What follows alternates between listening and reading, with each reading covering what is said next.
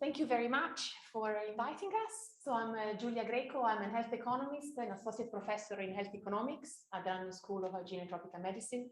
I've been at the London School for the last 16 years, and I've been working on well-being for the last 10. So it's been a long time, mainly in low and middle income countries. So where, as you said, subjective well-being is not the #1 priority for data collection or analysis, but this is where my main interest has been. And I work with the, maybe Richard remembers, the Wellbeing and Policy Commission for the Legatum Institute some time ago. So that's where I was drawn into the subjective well-being area, while before I was more the capabilities approach, which is more suitable for countries at different stages of development. And I'm here with Caroline Chesang. We are doing a double act. Caroline is a PhD candidate at the London School in medical statistics. So we come from two different disciplines, so health economics and med stats. We do speak the same language, although sometimes we use terminology in different ways. And also epidemiologists that are at the London School, which also use similar techniques, but often with different languages than econometricians. So sometimes it's good to clarify a few terms. So today we are going to present some preliminary results of this study. It's an RCT, so it's a randomized controlled trial in Tanzania, which has been funded by the Medical Research Council, and is a trial for a project to prevent violence against children in a refugee camp. So because we do at the London School, we have a lot of trials going on all around the world. And us as an economist, we all often do add-on pieces of work alongside the AP and the stats people, and often my request is to add subjective well-being questions alongside their trials. So because there is so little information about the drivers and determinants of subjective well-being in low and middle income countries, this is a good opportunity to find out what is happening around there. So, and especially this is a very particular population. So we are in a refugee camp in Tanzania near the Lake Tanganyika, bordering Burundi and the DRC. And this population, they are refugees, teachers, because the intervention is in schools for prevention of violence against children in schools. So our respondents are refugees which are employed as teachers inside the camp. Just as a bit of a background so that you understand the setting, refugees in Tanzania are not free to move outside the camp. They need to stay in the camp. They cannot leave the camp for any reason, unless under exceptional circumstances, which hardly happens. And they cannot get any job, so they're not employed officially. So they work as teachers, but they don't receive a proper salary. So it's more like an incentive or benefit or allowances. So they're not, the status, it's quite different from, for example, refugees in Uganda, where I also am doing other work, where they are free to move, trade, do business, and carry on their work. So it's quite a particular type of population. So this is, well, it's quite a traditional outline, so I don't need to go into too many details. So I will describe a bit of the background, and for the methods and results, I'll pass it to Caroline. So we wanted to understand a bit about what is the impact of social bad, like war or conflict or violence on people's subjective well-being. Well, it's because we know that war and conflict has very, of course, negative effects on your employment, your education, your economic assets, and your mental health and your physical health. And we know there is plenty of evidence that victims of violence, intimate partner violence, gender-based violence, report consistently lower level of subjective well-being compared to non-victim. However, we have found very limited evidence on the impact of violence on subjective well-being in a humanitarian or fragile context. So we wanted to explore that for this reason. And also we have some interesting results also on the subjective well-being of the perpetrators of violence. So of course we know the victims compared to non-victims report lower level, but what about the perpetrators? So the one who are actually inflicting the violence, how do they feel about themselves? So some key statistics, there are 82.4 million refugees around the world, and the vast majority of them are hosted in low and middle income countries. In Tanzania, there are over 300,000 refugees, which is 3 times more the number of refugees that are in the UK. And the Tanzanian government has been historically a very welcoming country, has been hosting, there were a period of time where they were hosting 1 million of Burundians, they were coming. And then a lot of them returned to Burundi. Some of them stayed, and so there is movement. But generically speaking, the policy of the government of Tanzania is not of settlement, like in Uganda, where they're given a piece of land. It's more when it's safe, you can go home. So our refugee camp, there are mainly 3 refugee camps in Tanzania. They are fully full. They're very stretched. And so this one is hosting around 80,000 Congolese. And the Congolese, the main difference between the 2 groups, the Congolese have been there since the late 90s. Some of the teachers we have interviewed, they were born in the camp. So they have been there for a long time, sometimes for their whole life. While the Burundians, they came very recently for the latest civil conflict they had. So they're different type of populations. And well, the camp is operated by UNHCR and the Ministry of Home Affairs, and ILC is our local partners, where they provide all of the education and the gender-based violence preventions and response services in the camp. So just to give a bit of background, well, you all like well-being experts, but I wanted to clarify a few differences from the traditional well-being metrics that I used. So we used both life satisfaction and happiness because we wanted to see they are different measures. We know they behave differently. What are the differences? And well, they were translated in Kirundi and Kiswahili, which are the 2 main languages. And we didn't use a country ladder. I tested the country ladder in different contexts, like in Malawi and Uganda. It simply doesn't work. There are no ladders. There is no stories. There is hats or so. And also the fact that you are higher up and you feel more satisfied or happier. No, you want to be on the ground. So when the Gallup survey, I think they use the ladder. So then it's, I don't understand how they can get the meaningful data where you feel that you are higher up on the ladder, you feel happier and more satisfied. Doesn't make any sense. So we just use the very simple measure of feeling satisfied and happy. We used yesterday, because it has been proved to be more reliable, and the satisfaction as a whole. So taking everything together as your life. I hope I haven't offended anyone with the country ladder. It's like that.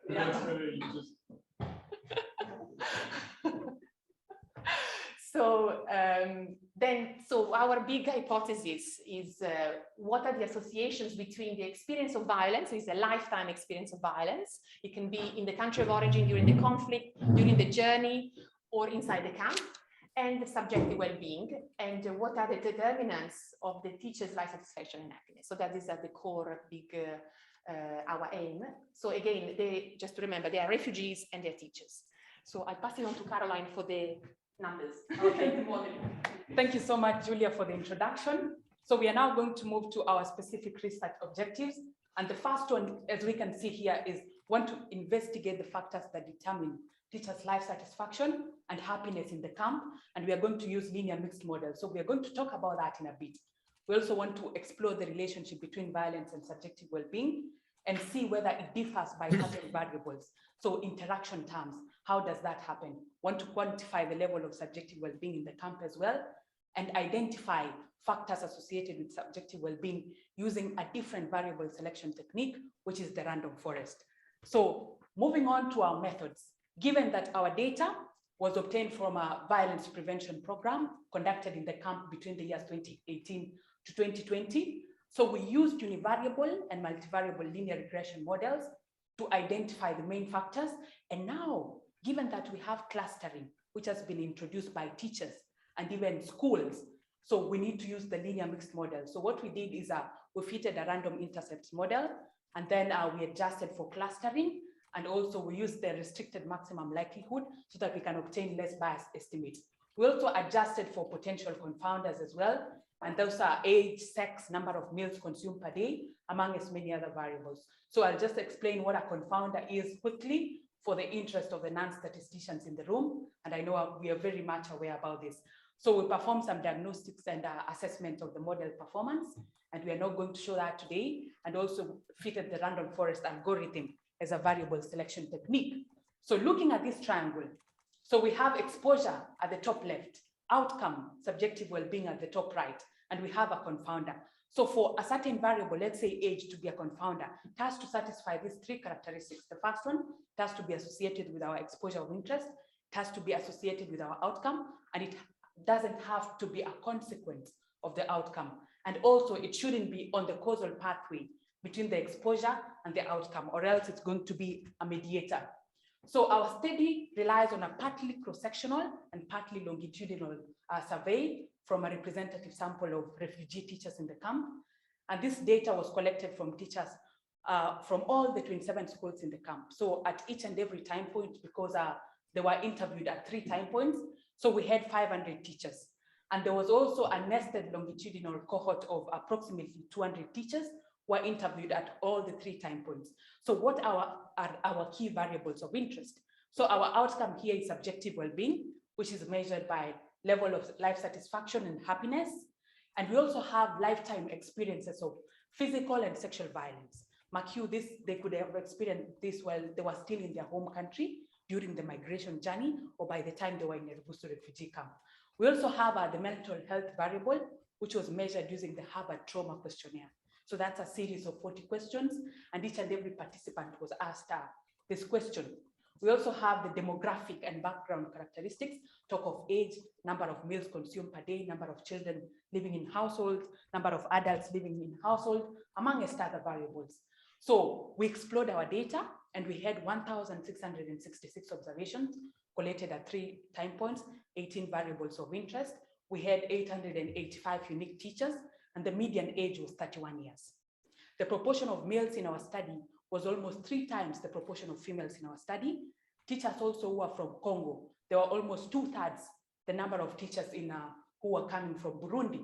The proportion of teachers who reported to have post-traumatic stress disorder was 8.84%, which is quite small actually, unexpected. Then we had roughly half of the population were victims of physical violence, close to 11% victims of sexual violence, and 44% were victims of perpetrators of physical violence.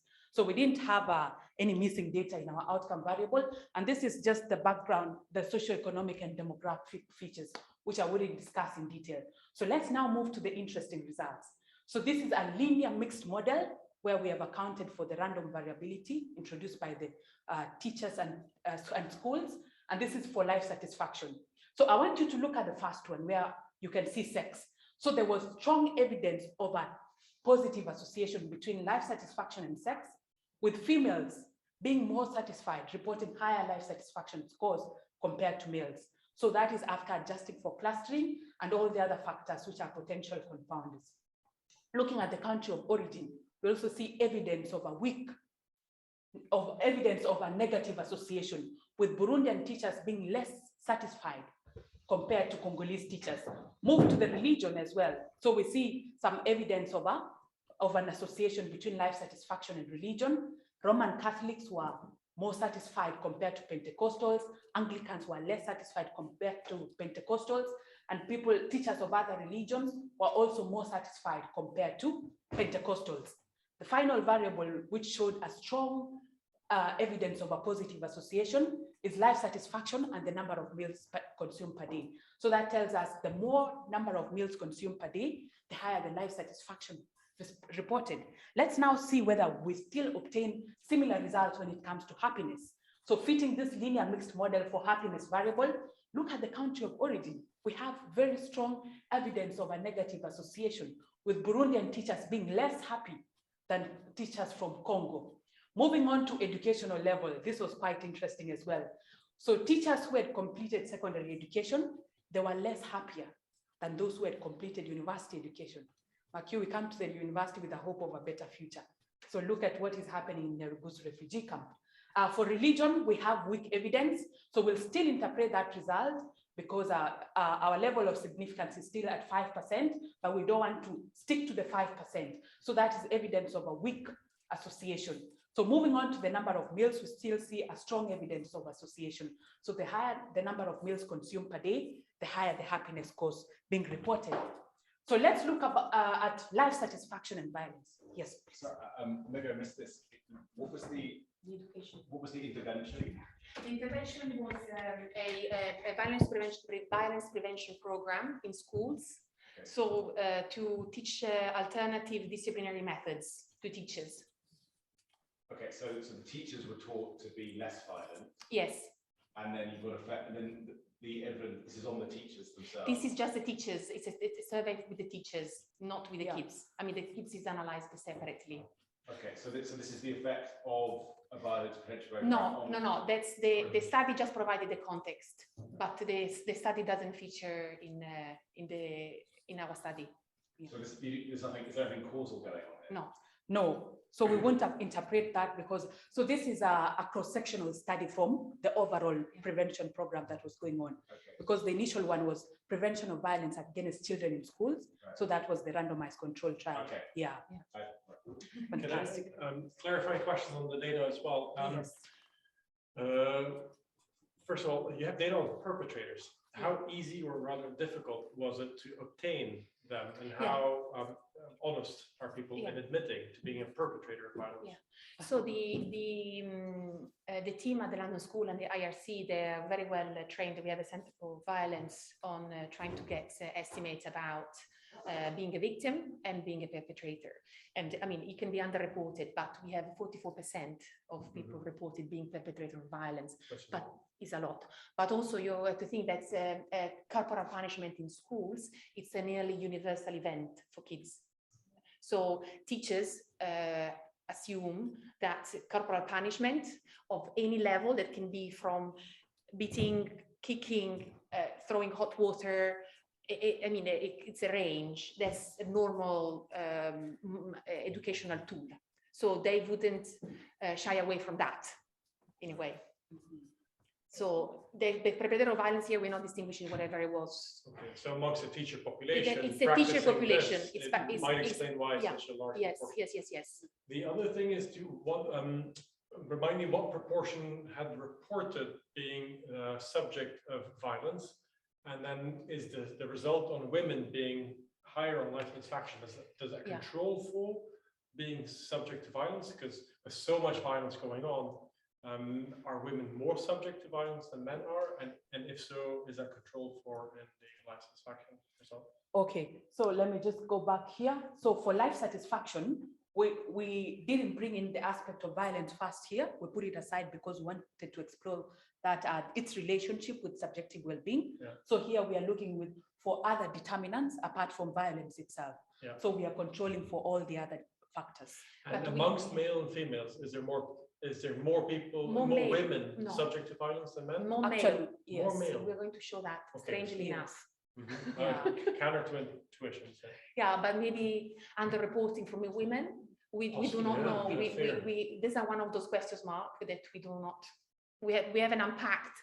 We haven't found out yet why that's the case. Yes. But the one on education is the secondary education. Yeah, secondary teachers who completed secondary education are more satisfied, happier than teachers who finished university. That's the it's counterintuitive, but we think there is an explanation for that. Oh yes. Okay. We would hope. Oh yes. So thank you all for your questions. So moving on to the relationship between life satisfaction and violence as well. So we have controlled for all the other variables in this case, looking at the multivariable model, and we have also accounted for clustering.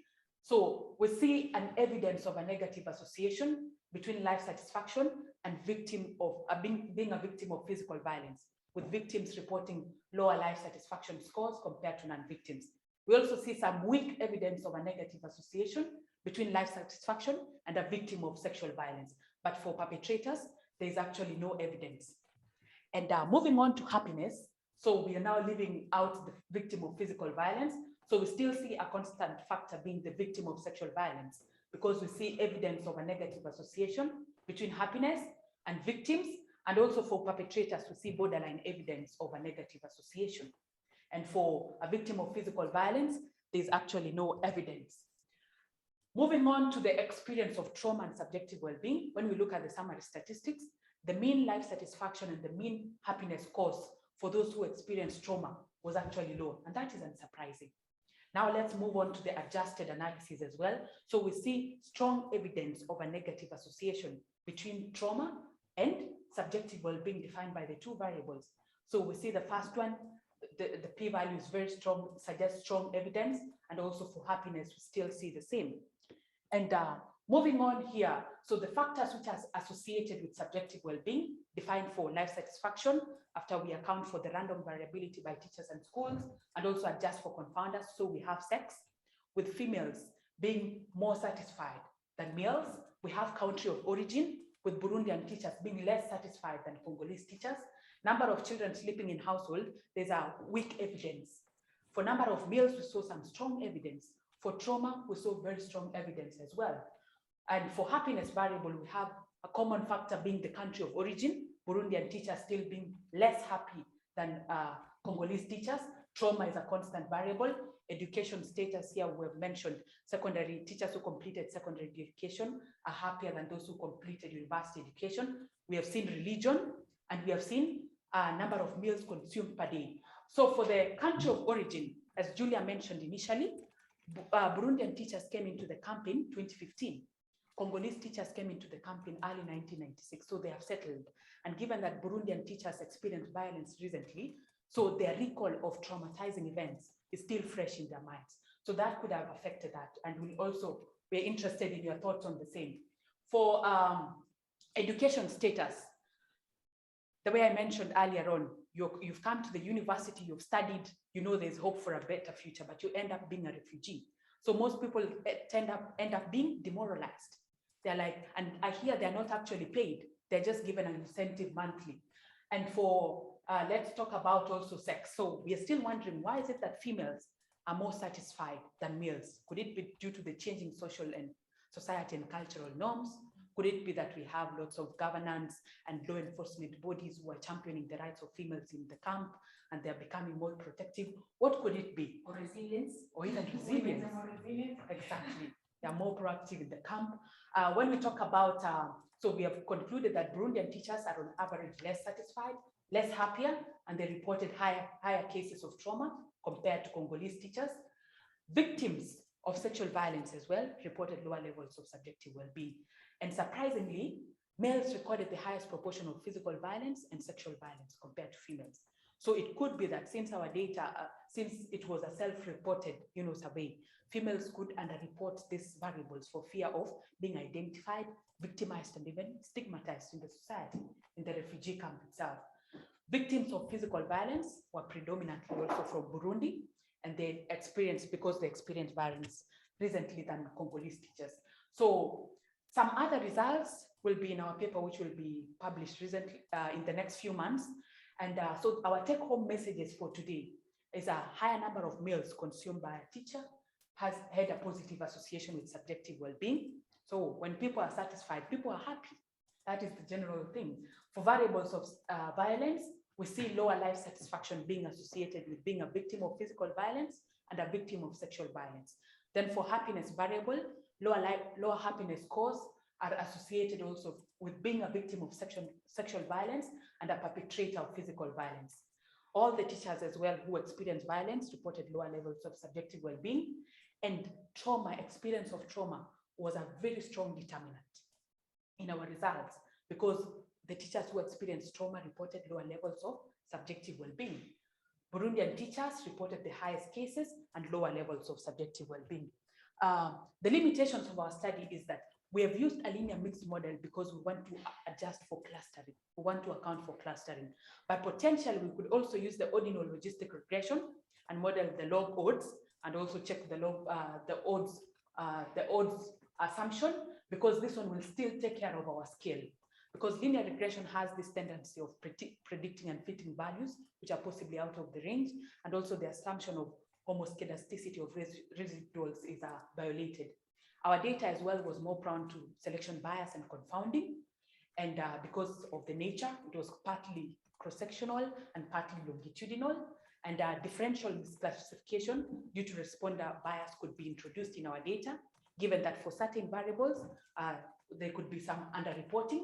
And if we had additional variables, i.e. social engagement, and some of these variables you'll inform me as well, it could have helped in the analysis of our study.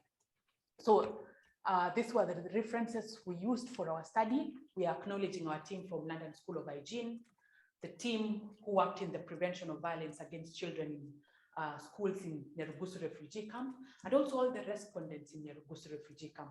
We really want to appreciate them. This is a photo of a classroom in Nyarugusu Refugee Camp. So as we sit in this beautiful room today, this is how these children are studying. And that is a teacher at the top left corner, teaching the students. So thank you also all for listening, and we welcome any questions and any form of comments. Thank you so much.